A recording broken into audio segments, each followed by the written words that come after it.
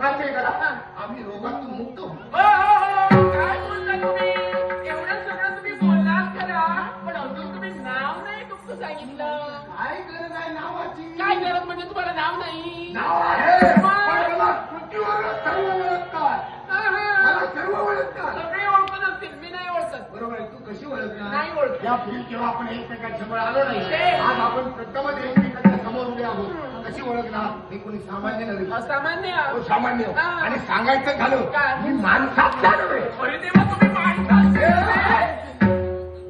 नव्हे. तुला वाटतं का मी माणसात मुकलो आहे? तुम्ही सांगता. अगं माणसातला नव्हे याचा अर्थ हा. का या जनमानसाची राहत नाही. मग? या मृत्यू लोकातील आहे. या मृत्यू लोकांच्या खाली सातवा पातळ आहे. सात पातळ. त्या पातळ फळांच्या सम्राट हा, हा. बालदत्त हा, ते तुम्ही. तो मी नव्हे. ते आमचे दादा त्यांचा कनिष्ठ भक्ता मी स्वतः केतू देतो. पाताळ कोणी तुमचं वास्तव्य, मग पाताळ कोणाचा त्याग करून मृत्यू लोकांच्या ठिकाणी ती समुद्राच्या संगमावर काय त्याला करते? सुद्धा कारण आहे. मी विनाकारण फिरणारा नव्हे.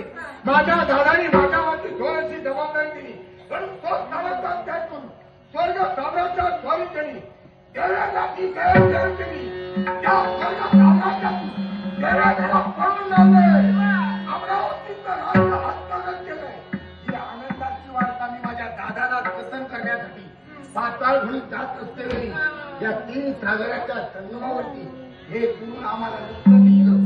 गुरु एवढं जवळ गेल्या किती लांबूनच बोला. त्या मार्गाने जाणार आहे. या मार्गाने हा, हा, हा. मग चला तुम्हाला वेळ अहो, होती. अहो, तुम्ही माझी सर्व कसून चौकशी केली, केली. पण तुमचं नाव काय, राहता कुठे, कसे कधी आला काय काय? माझं नाव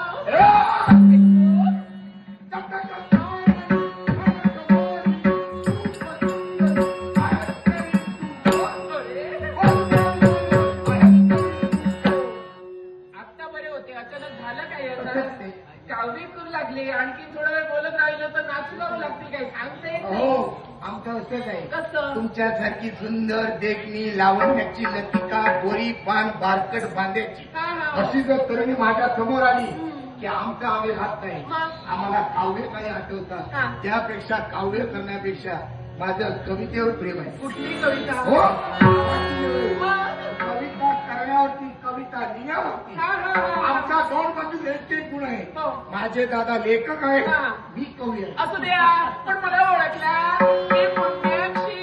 काय? पुण्याक्षी. हळूहळू जीभ पडेल. आवडलं आवडलं ना? आपलं नाव नाव आणि आवडलं. आपण वा, बरं झालं. मग चला मला वेळ होतोय. काय काय काय म्हणताय? किती वेळ बोलता तुम्ही? काय थोडं करताय? वेळ मला जास्त करायचंय आणि जास्त करता तरी कमी करायचंय. थोडा वेळ आहे म्हणून जास्त करायचं. तेव्हा मी काय म्हणतो, आता आपली ओळख झाली, परिचय झाला आणि आता थोडके दिवस राहिलेत आपले. बरं. आता आपण काहीतरी जास्त केलं पाहिजे. हा, बोला. काय हो, तुम्हाला एक विचारू? काय विचारायचंय? राग येणार नाही ना? राग येण्यासारखं काय विचारू म्हणजे नका. कसं आहे, आतापर्यंत मी विचारलं हो, पाहिजे ना. हो. राग कुणालाच आला नाही. नाही आला. न बोलता मला उत्तर दिलं. काय केलं? फक्त असंच केलं. आ? तोंड वाजण्यावरून निघून गेल्या. काय हो? काय? मी काय म्हणतोय? बोला ना. तुमचं लग्न झालं? माझं लग्न हो. नाही. ओ, विघ्न संतोषी, जा आता बदला तुम्ही. विघ्न संतोषी आहात. माझं लग्न झालं नाही म्हणून तुम्हाला बरं वाटतंय. हो पुण्याक्षी, मी विघ्न संतोषी नव्हे हा. आणि विघ्न सुद्धा नव्हे.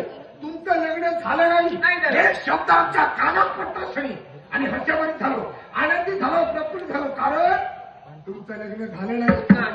आम्ही अजून केलं नाही. हा. त्यासाठी आपण आता दोघांनी लग्न करूया. लग्न? आमचा संसार थाटूया. कशी? हो. नाही नाही. असं काय करूया? काय कमी म्हणजे सगळं जास्तीच आहे. किती बोलता तुम्ही? तेच कमी आहे. आणि म्हणून मी तुम्हाला सांगते. का बोलतो? का बोलता? काम कमी असल्यामुळे जास्त बोलतो. कामात मी राहिलो हा. तरी बोलणार तुम्ही. मी तुम्हाला एकच सांगते, ज्या इच्छेनं तुम्ही इथपर्यंत आलात ती इच्छा पूर्ण होणार नाही.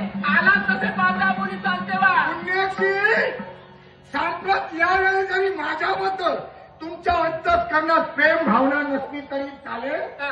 लग्न झाल्यावर होईल प्रेम. नाही नाही, हा तुमचा भ्रम आहे. हो. मी म्हणते कोण तुम्ही ओळखत नाही आहात. मी म्हणते धगधगती आग आहे आग. आणि या अग्नीशी खेळ कराल करून संपतात व्हाल. हे पुण्याक्षी, तू जर लागली असेल मी तुला जातीवाद कमी नाही आणि जातीवादचा विरोध त्या जगाला आपली ओळख करून दाखवायची असेल तर अग्नीची सुंदर मी जातीवाद काय हे आपल्याला महत्वाचं. तुझ्या बोलण्यावर आता मला कळलं. तुझा ऋषी समुद्रेशू, तुझा नमदत्त मोजनम, तुझा धरम समर्थस्त, तुझा देखो दिरापचा.